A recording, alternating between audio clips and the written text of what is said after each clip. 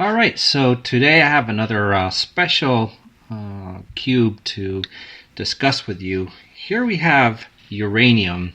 If you're asking yourself why that Geiger counter is here, it's because I have a radioactive 1 cubic centimeter uranium piece here. This is uranium metal. The density of uranium is just short of 20 grams per cubic centimeter, so this would top out at just about that.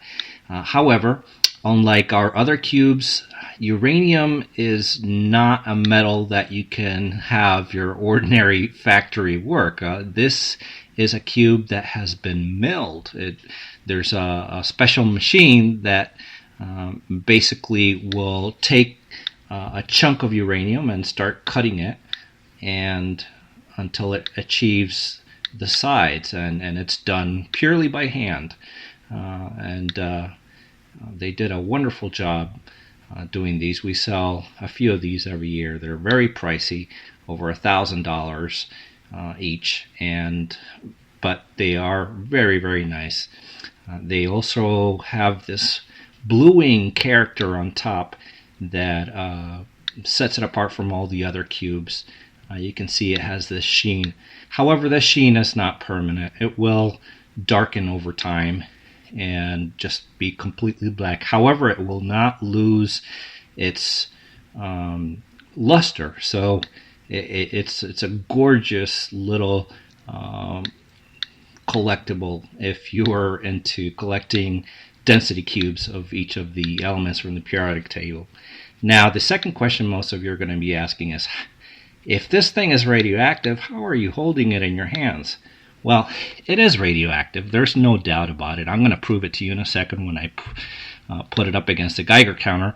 But this cube that we have here of uranium is a metal that is only slightly radioactive.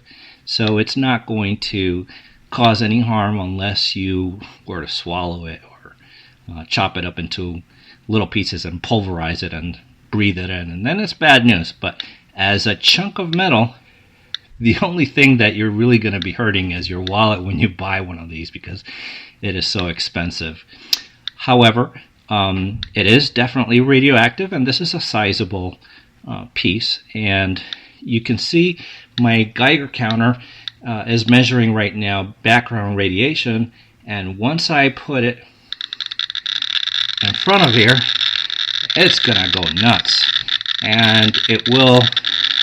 I'm not exactly sure to how high it's going to be going up.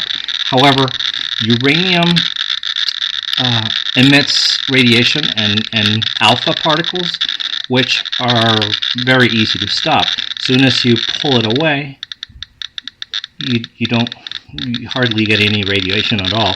So I have to put it right up against it to see how high it's going to go up. And obviously this is not something you'd want to have on your skin round the clock. It will be harmful if you did that, but just to keep it in a collection, maybe even put it under, if you really want it to be extra cautious, put it under lead so that none of that radiation can get out. However, it really is not a big deal. In the last thing I wanted to say about it is that it is not a metal that is very stable in air. Like I said, that sheen that it has will eventually darken until it's completely black, but it will not degrade to the point that you need to keep it in oil or anything like that, unless you want it to do that for the sake of safety. I think that this is about as high as it's going to go, maybe a little higher, 16 to 17, 18 microsieverts per hour. This, I think we can see the counts per minute, what that works out to be. And it's a medium radioactive. I don't think that's terribly high. I've seen a lot higher. But again, this is a metal that is not innately very, very radioactive. So that concludes my little expose, if you want to call it that, on uranium metal. This is the 10 millimeter cube of solid uranium metal. So if you have any questions or comments, please let me know and I'll do my best to get back to you. This is Raciel for Luciteria. Thank you for watching.